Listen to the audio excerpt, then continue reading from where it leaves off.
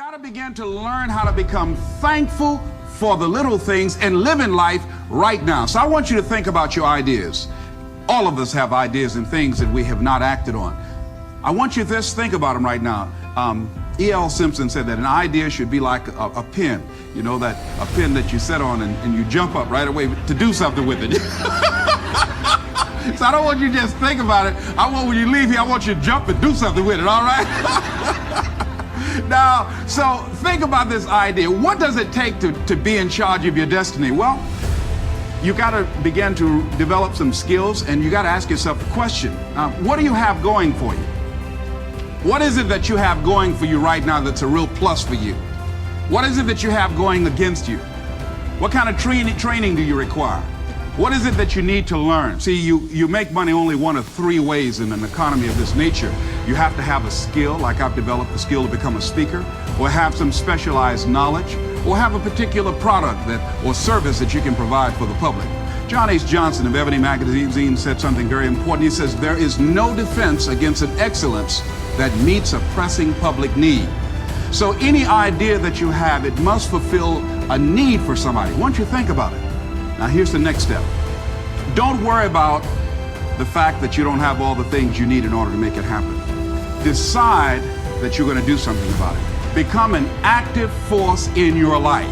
See, you've got some talents and abilities right now you have that if you don't challenge yourself to use those talents and abilities, you'll never ever discover the full effect that they can have on achieving all the things that you want to achieve.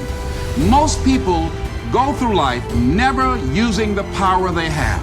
You have enormous power to begin to create all the things that you want in your life experience that most people go through life never using. I travel a lot speaking around the country, and I was out of Detroit for around 2 months. I came back to the airport, went in the parking lot, put my key in the ignition, turned the key. Can anybody tell me what happened? Can you tell me why the car did not get started? The battery was dead. Why was it dead? I had not been using it. Repeat after me, please. If you don't use it, you lose it. See, ladies and gentlemen, if you don't use your talents, if you don't use this power, this force that you have within you, you're going to lose it. If you have the ability to write, and if you don't write, you're going to lose the ability to write as well as you do right now. If you have the ability to play an instrument, the world's greatest pianist said that if I miss a week of practice, I know it. And if I miss 2 weeks, the critics know it. And if I miss 3 weeks, my audience knows it.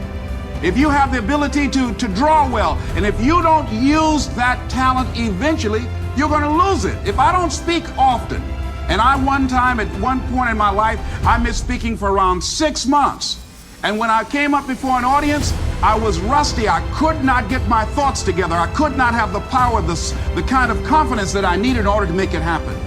So whatever you want to do, whatever idea that you have, the longer that you're sitting on that idea, you're either creating or you are disintegrating.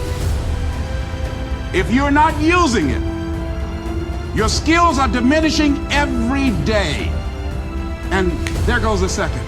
There goes another second. And life is happening right now. But Les, what do you mean? Get your butt out of the way. So many people have gone to their graves, never discovered their true potentials because they allowed their butts to stop them. But I don't know what to do. No, that's not really true. I was on a television program the other day. A lady called in and she said, there's something I'd like to ask you. And I said, what is it? She said, well, I have this thing I want to do, but I've been unemployed. I lost my job for 2 years. I haven't been able to find a job. I don't have the money and I don't have the contacts and I really don't know what to do. I said, excuse me. I said, the fact that you don't have the money or the contacts really is not the issue. I said, what's the real issue? She said, what do you mean? I said, what's stopping you from doing what you want to do? She said, well, I don't know. I said, but if you did know, what would your answer be? She said, well, I think maybe I'm afraid. I said, what are you afraid of? Maybe I might fail. See, a lot of people allow fear to stop them from living their dream. Answer your calling. Whatever you're called to do, don't count yourself out. Don't say, I can't do that. Many of us go through life saying no, and you don't even know what you're saying no to. You don't know what you cannot do if you're not willing to challenge yourself. Whatever it is that you don't know how to do right now, you can learn I did not know how to speak for major corporations. I didn't know how to do that. But I decided to become a student. If you do your research, if you do your homework, if you make the commitment that I'm going to learn, when you look at what do I have going for me and drop your buckets where you are, decide I'm going to work and get myself together. A guy named Jim Rohn said, if you develop your gifts will take you places that you'll never begin to imagine. And I decided to do one thing. All my life, I've been a jack of all trades and master of none. I mean, I did a little of everything. I was a disc jockey. I was a state representative. I used to be an MC. I used to do public relations work. I used to do door-to-door sales. I did a whole lot of things. But I decided that I was going to do one thing, and I would master that. And after mastering the art of speaking, then I would become a trainer. And after doing that, then I said I must become a businessman. Just find one thing and just decide that you're going to work with it until it gives you the blessing that you want, and don't let up on it. Just keep right on working it and working it and working it, and knowing that whatever you do, you can better your best, that you can get better at it, that whatever you are achieving right now, it's only a tip of the iceberg of what's possible for you. Now here's something else that you do when you start working on this dream. Give it everything you got. See, put your heart in it. Most people, when they're working on dreams, they don't give it everything they have.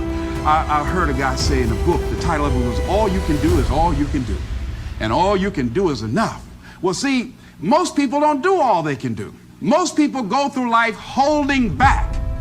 Have you ever had the experience of starting your car and you mash down on the accelerator and the car, boom, wait a minute, hold a minute. Start mashing again and it was not moving, it was very hard, and all of a sudden you realize that you had the emergency brakes on?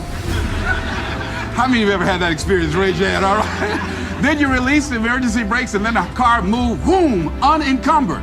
Most of us go through life with our emergency brakes on. Well, it might not work out. People might talk about me. I don't have enough money. I don't have enough education. I'm too ugly.